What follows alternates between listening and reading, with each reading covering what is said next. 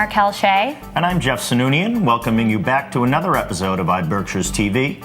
We'd like to say thank you to the sponsor of this week's show, Be Fair, Berkshire Family and Individual Resources. We're going to get caught up with what's happening in Adams and Cheshire with town administrators Jay Green and Ed St. John. But first, here are our top headlines as being reported by your local news source, iBerkshires.com. Pittsfield voters have narrowed down the candidates for mayor and in wards 5 and 6. The results from the September 17th preliminary election are in, with Councilor at large Melissa Mazzio earning the most votes at 2,860, and incumbent Mayor Linda Tyre in second with 2,571. They will face off in the November 5th general election. Voters in Ward 5 will have Jonathan Lothrop, who represented the ward previously, and Patrick Cavey on the ballot for the general election, and Ward 6 has chosen Dina Guial-Limpiazzi and Joseph Nichols as its top choices. Williams College students are working on a study to inform the city of North Adams on whether it should rejoin the Northern Berkshire Solid Waste Management District. Program Director Linda Cernick said the transfer station in North Adams could also serve as the center for hard-to-recycle items, such as e-waste, brush, and tires. The town of Dalton has also expressed interest in joining the district. Cernick hopes to have the two communities signed up by the summer of 2020 when the disposal contracts are up for renegotiation and they will have better negotiating power. The Lanesboro Planning Board has extended substantial use permits for 3 proposed solar fields. NG North America, the owner-operators of the sites, felt the request was necessary because tariff changes have caused snags in procuring the solar panels. The company said it intends to finish the project on time and be operational by August or September of 2020. NG intends to mobilize operations in November. Pittsfield is reissuing a request for proposals to offload the historic Morningside Firehouse on Tyler Street. The building has been out of service since 1970 and has fallen into significant disrepair. Prior RFPs have garnered little to no interest. Director of Finance Matt Kerwood said if this RFP does not bear any fruit, it might be time to consider demolishing the building. The structure has stood since 1906 and served the city for over 6 decades. In North Adams, a Colorado man is running a distillery inside the Greylock Works mill. Ryan Riley, along with his wife Emily, opened up what they call a micro distillery to bring their ski bum rum to the Berkshires. Riley said the beauty and the unknown potential of the old mills in Berkshire County helped them choose Greylock Works. Inspired by Riley and Emily's leap of faith to operate their rum business out of the renovated North Adams textile mill is Brooklyn couple Matt Brogan and Catherine Hand. The two started making fermented cider in their Brooklyn apartment, but have plans to make their wine-like product available for purchase here by next year, while Ski Bum Rum is currently available at local liquor outlets. To find a list of where you can purchase Ski Bum Rum, be sure to check out their official website for more details. Windsor Lake in North Adams is looking at major utility upgrades to handle the needs of larger, more modern vehicles. Electrical and sewer upgrades alone figure to be in the hundreds of thousands of dollars. City officials say rates will have to rise to offset the cost of the project if they move ahead. If the design and cost estimates are lined up over the next 12 months and are feasible, the hope is work could take place the following winter. iBerkshires would like to take this time to thank our sponsor of this week's episode, Be Fair. And you sat down with Ed St. John and Jay Green, didn't you? I did. The two town administrators from Cheshire and Adams caught us up on everything going on in those two towns. I'm really excited about today, and I hope you are too, because we have Jay Green, somewhat newly appointed town administrator in Adams, and Edmund St. John IV, always known as Ed St. John, the somewhat newly appointed town administrator of Cheshire. I wanted to have you two guys on together. The towns are sort of joined at the hip in one big important way with the school, but also you deal with a lot of similar issues. First of all, thanks for joining us, guys. Well, thanks for having us. Well, actually, going to start right here with Ed because I've been covering your meetings for iBerkshires for a while. I'll be butchering the story on your meeting tonight, as I usually do. And I was really interested in the Appalachian Trail campground. You guys went back and forth for a long time, and I think it was a good example of the town sort of coming together, everybody keeping a level head, and you guys found a solution. Absolutely. I think you said it right. That was a great example of really the town and different departments within the town kind of coming together, having a real in-depth conversation, and seeing what potential issues were, kind of issue spotted what we had going on, and then coming to a resolution of this. This all started back in the spring when a member of the Appalachian Trail Community Committee and somebody from the church approached us and said, well, we're looking to come up with a new site. We investigated that. We worked together on that. The Appalachian Trail Community Committee came up with a proposal. Recognizing that there could be some potential issues, we asked all the pertinent, kind of parties to come in, the Board of Health, let's say, the planning board, the building inspector, all, to identify potential pitfalls so we weren't running into issues later down the road. So that when we came together and something was ultimately approved, that we had a strong product, if you will, in order to move forward that we knew was solid. And these are all, I think a lot of times, because all these departments, town of Cheshire, they'll all be working together. A lot of times that doesn't happen. You guys are well aware. It's not that they're against each other, but the Board of Health has an issue that the zoning board didn't anticipate, right, and back and forth. So I thought the cooperation was great. The minutia in these towns, which is necessary, a lot of it is legal stuff, even right down to the trash barrels, right, have to be talked about and approved at town meetings and selectmen meetings. And a lot of people saw these as confrontational, I think, or as negative, to say, well, these other problems, and, people thought of it as, well, you can't do this because of whatever reason. And the way we looked at this was, no, this was a really, like I said before, really good discussion, an open discussion to have to see what are the pitfalls and how do we make this succeed, rather than simply just saying no. So it was a pathway to find an answer, yes. And I think it was, and the campground will be at? It'll be at a property formerly used by the water department. It's right off of Main Street. I think the technical address is 4 Main Street, but it's really right next to the highway department. It's pretty secluded. Gives campers some privacy, and we're going to be working on other accoutrements, if you will, to go in, water, electricity if they need to charge devices, and obviously more important than have a cell phone. Exactly. Yeah. I mean, cell phones, to hikers, I think, are just so instrumental in terms of finding where they are and being able to communicate with the outside world should obviously something go wrong. So that's something we can look forward to, especially the Appalachian Trail hikers, and local people can use it too for whatever reason if they want to. Yeah. It's for basically one night overnight camping. The exact phrase is escaping me right now, but there's a specific term for it. But no, these are, I think this was a great solution come to by a lot of different people. A lot of stakeholders came into this and really worked the problem and figured out a good solution for it. That's for the Appalachian Trail, although the peak of Mount Greylock we know is in Adams. We don't get much hikers in Cheshire. Cheshire does. We don't get many hikers, I should say. I live in Adams. I live almost on Park Street, and I wanted to see that Park Street has been in such flux over the years, as any small town main street is. Give us a little something, Jay, if you would, about your vision for Park Street, or any small businesses that might be moving into the town. I know you work closely with your board chairperson, Christine Hoyt. Specifically to Park Street, but even small businesses looking to open in Adams. One of the things that over the last 6 months I found from speaking with people, particularly small business owners, has been that turnover we've had as the building inspector. Like Ed was just discussing, it takes a village to come to a decision, particularly under town government structure. So some of the conversations I've had is that turnover in the building inspector, the inconsistency, and what are we doing to welcome businesses to town? What's a roadmap to ribbon cutting, as we've been calling it.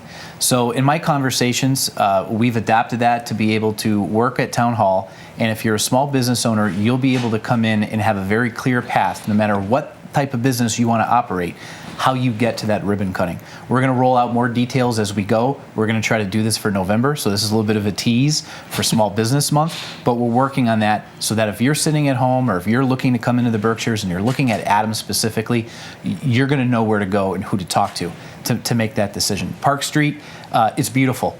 I think, frankly, of all the towns in the county, we have one of the nicest downtowns that hasn't been really touched by urban renewal. The key is, what are the landlords doing with their properties? Where can the town help to provide a fertile ground for them to come in and do well? But there's also snippets of success.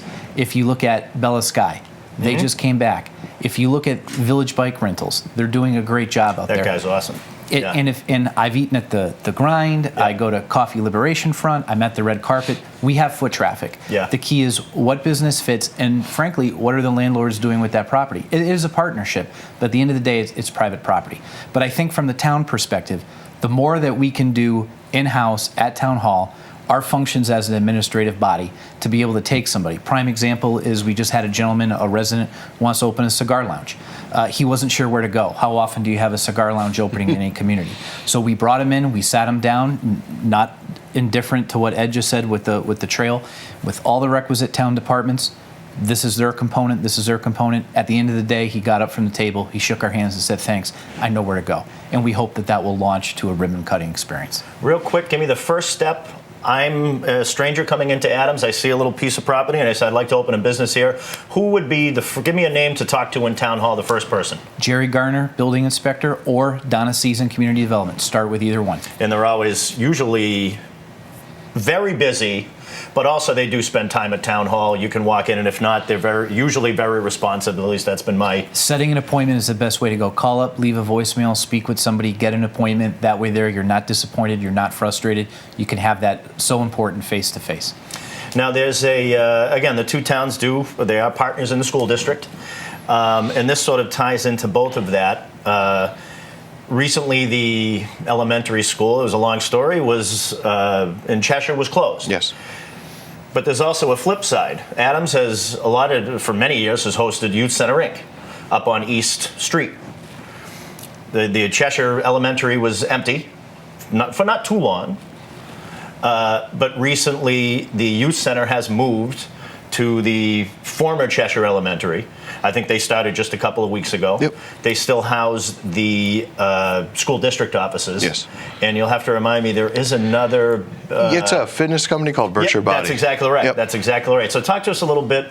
That is a good opportunity. It's a great piece of property. Yep. We know the building needed a little bit of work, Yep. as every town building does. Talk to us a little about the reuse of the Cheshire Elementary School. So while, certainly this was, the closing of the school was hard. Not fun. It was not fun. No. It was, it definitely had an impact on our community. And from that, I became hopeful, I think from that, especially after I became town administrator, or let me say this, before I became town administrator, the town was in talks with the Youth Center in Berkshire Body to potentially lease those spaces. And then after I became town administrator, a little bit after that, I was involved with that as well. Basically just ironing out, the details of the deal. But this is a really great opportunity for the community to reuse this building. Right now, as you mentioned, the youth center is occupying approximately 8 classrooms in one of the wings. We call it the new building, which, was actually constructed in 1962, but, we'll call it the new wing. And they're using space there. The school district is using space there. Berkshire Body is using space there. And recently the town made a commitment to rehab some of the heating parts of this. We had some issues. While it's the new wing, we're dealing with old infrastructure. The piping, it's a steam pipe distribution system. So we're dealing with some old piping that we have to replace. So we're getting that out. We've solicited some quotes. We're trying to get some numbers on that.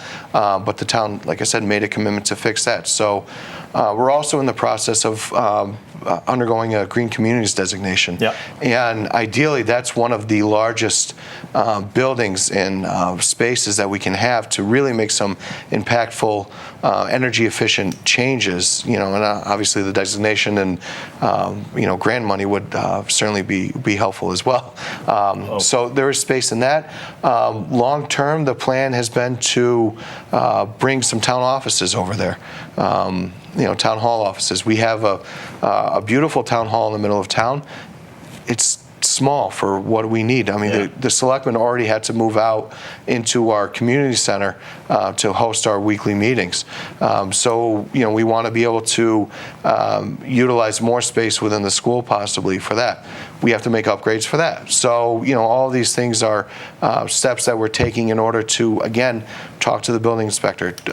We've consulted with an architectural engineering firm to help us with planning that out and seeing what we need exactly. So it's been quite the process. It's, I think, been very beneficial to the town to have this space used, especially to have nothing against the youth center leaving the town of Adams, but we love having them in the town of Cheshire. I think it shows a great cooperation that the Berkshire County is getting much and much smaller. Within 10 years, there's going to be a lot of shared services. Yep. Clarksburg is already might share with Vermont. Right. Pownell, I believe. I'm looking at Tammy Daniels back here. Looking at Stamford, the school districts, looking at each other. Is this correct? Yes. She's telling me yes off camera. And you're going to see a lot of this stuff. There's been a lot of competition in Berkshire County for businesses, as there should be, because we all care about our own hometowns.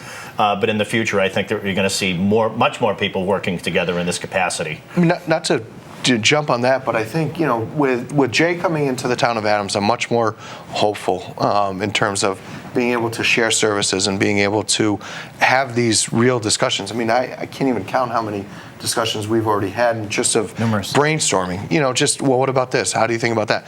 Nothing, too detailed yet, but we're really looking to what are the possibilities that we can do. I mean, as you say, we share a school district. We have obviously a border. We share a lot of things. And I think that, developing that partnership, but not just with Adams, but, possibly North Adams as well. Yeah. We had a recent meeting, with the mayor, just, sit down. But the way I looked at it is that we, share, one continuous road that goes between 3 towns, which is Route 8. And it's an interesting setup. It's 3 very diverse towns, very, very different: North Adams, Adams, and Cheshire. Yeah. And I'm going to end with you, Jay, and we are going over. We try to keep these to about 10 minutes because it is online, but it's too interesting, and these guys are busy, and I have them here, and I'm going to keep them as long as I feel like, quite frankly. The Glen has been talked about for decades. I don't care if you're from Pittsfield. Everybody knows about the Glen. And we will keep this short, so we'll try to. And I'd probably like to have you on again, maybe with Donna Season, to bring in all the fancy maps and all the fancy, because when I was on the board, there was a plan. There's been a lot of plans. Right. In 50 years of history. About 50 years of history. It's an incredible spot. So the next time we have you on, hopefully, we'll bring Donna Season in. We'll talk about the Glen.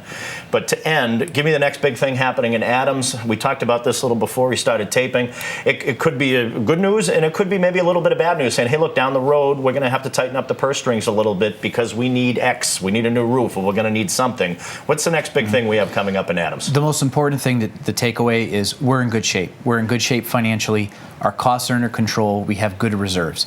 The state of Adams is in good condition. What I can tell you for good news is we're getting a lot of interest in development, small development. Nothing we can make public. That's where it starts. But we're getting people that are calling, inquiring about properties. Yeah. They're calling Jerry Gardner, our building inspector, to pull permits. We're seeing that interest begin to trickle down from North Adams as people begin shopping, because we're a part of a region, as Ed said. We can't look at ourselves in a parochial way anymore. We have to look at ourselves as being a region. We're working on the Greylock Glen. We have a lot to do. But what's good about Adams is the fact that there's interest. Yeah. There's percolating interest. I think the Stensons, who own the Mosser block, a lot of attention there. They're moving forward with a couple of things there. There's a lot of good things happening, but they're small, and we need to be patient. But it feels good, it's positive, and I'm glad to be there. That's good to hear. Positive things in Town Hall in Adams. Real quick, I'll give you 30 seconds. Next big thing happening in Cheshire. Boy, a lot of big things. We've got a brand new board, 4 new members since May. A lot of positive energy coming out of Town Hall, I think, and especially with the Board of Selectmen. The only trajectory is up, and I think we're really poised to make some really good decisions and really good moves in the future coming in. And, again, it's all about partnerships. It's about developing relationships with our surrounding communities, our legislators, every state agency that we can come to terms with. So we're really, I think, moving in the right direction. Like I said, great board, a lot of positive energy, I think, coming forward. So I can't thank you guys enough for joining. I know I kept you a little bit longer than I told you I would. No worries. Okay. Thank you very much, and I promise I'll have you both on again. That's Ed St. John, Town Administrator of Cheshire. Jay Green, Town Administrator of Adams. They are friends of iBerkshires now. I want to thank you for joining us. Thanks for staying tuned, and hopefully you'll join us again. I'm Alex Kastronakis, Board Chair at BeFair. Join us Friday evening, October 25th, starting at 5:30 at Proprietor's Lodge as we celebrate 25 years of BeFair success at an exciting masquerade gala. There will be great food, company, music, and a live auction fundraiser. It's a business casual black and silver affair. Masks are optional and will be for sale at the event made by individuals supported by BeFair. You won't want to miss out on this great event. We'll see you there. The City of Pittsfield will continue to explore ways to reestablish a beach on Pontuzic Lake. The original beach has been overgrown with vegetation and is now considered a wetland area, although people still use it occasionally for fishing and swimming. The Friends of the Lake were approved for $15,000 from the Community Preservation Committee to study the issue last year. City Parks and Open Spaces Manager James McGrath hopes to spend the remaining $12,000 to continue survey work along the shore to find a new location that would support a beach. The District Attorney's Office is partnering with communities and local organizations to create a juvenile justice system focused on the roots of delinquency. District Attorney Andrea Harrington announced the program on September 10th in front of the Boys and Girls Club, one of the participating organizations. Teenagers who commit nonviolent crimes would be steered to alternative programs before they get arraigned, so they have the ability to make amends and not be burdened with a court record. The initiative is being driven in large part by the state's recently enacted Criminal Justice Reform Act, and, said Harrington, is a fulfillment of her pledge that if elected, she would adopt a criminal justice policy based on data and evidence based on a sense of fairness and justice. Hoosick Valley High School has taken the initiative to start a farm-to-school program after receiving a $25,000 grant from the Henry P. Kendall Foundation out of Boston. Teacher Lindsay McGinnis was one of the faculty members to present the plan for the Cornerstone Grown project and says the school will be utilizing its wood technology and timber framing classes to build the infrastructure required for the program. The produce grown from the student-run garden will be used directly in the cafeteria and has potential profit in local farmers markets. McGinnis also explained how they plan to expand $14,000 from the grant to build 3 greenhouses, 2 supply sheds, 10 raised beds, and a sheltered outdoor classroom. In local football action this weekend, 3 undefeated squads will look to keep it going on Friday night. Monument Mountain travels to Athol. The Hurricanes of Hoosick Valley will visit Lee, and Wacona will take on Taconic at Berkshire Community College. On the flip side, Saturday, 3 county teams will look to pick up their first win of this early season. When Drury hosts Palmer, Northampton comes to Pittsfield to play the Generals, and the Hornets of McCann Tech travel to Ware. The Dalton Community Recreation Association honored local inductees into the Athletic Hall of Fame for their notable athletic careers. Former Wacona High School graduate Turk Wendell pitched 11 seasons in the major leagues, appeared in 552 big league games, and made 2 appearances for the New York Mets in the 2000 World Series. Amongst other honorable mentions were Jim Duquette for his time as general manager for the Mets, Jeff Reardon for his 4-time Major League All-Star and 1987 World Series championship appearances, as well as 23 other local individuals. Thank you to our viewers for your support of iBerkshiresTV, as well as to our guests for stopping in this week. We'd again like to say a special thank you to our sponsor, BeFair, and be sure to visit befair.org to get your tickets for the 25th anniversary Masquerade Gala coming up on October 25th.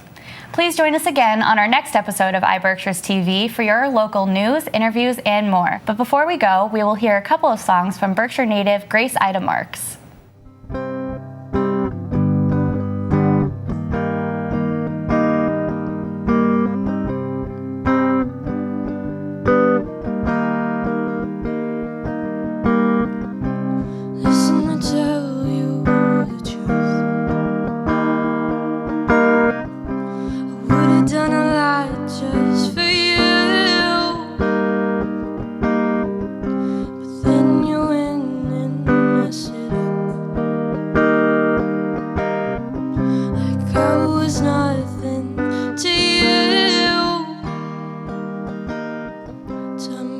I'm a fool for you.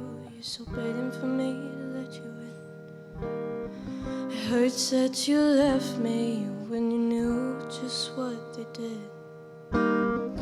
Just to let you know I ain't begging on my knees, no.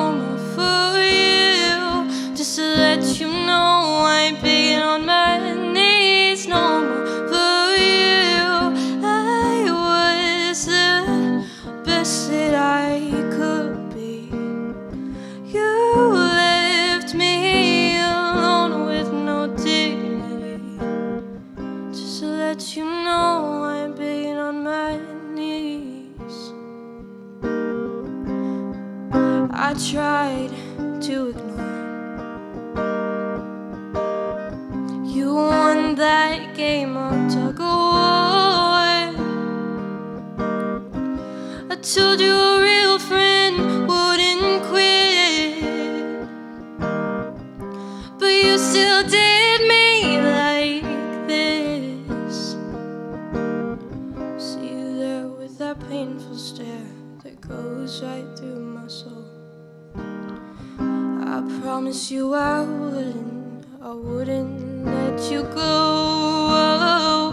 Just to let you know I'm begging on my knees no more for you. Just to let you know I'm begging on my knees no more for you. I was the best that I could be. You left me alone with no dignity. Just to let you know I'm begging on my knees no more for you, for you, for you, for you, for you, for you. For you, for you, for you, for you, for you, for you.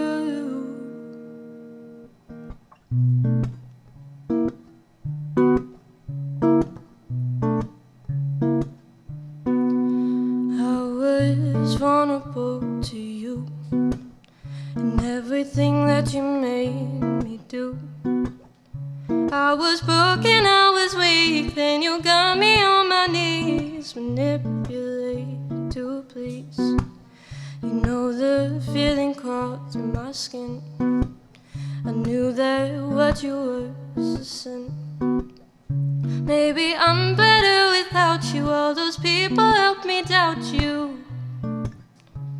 It's not okay. It's the same pattern every time. People love me then change their minds. I try not to cry. It's alright. It wasn't worth it if they didn't fight.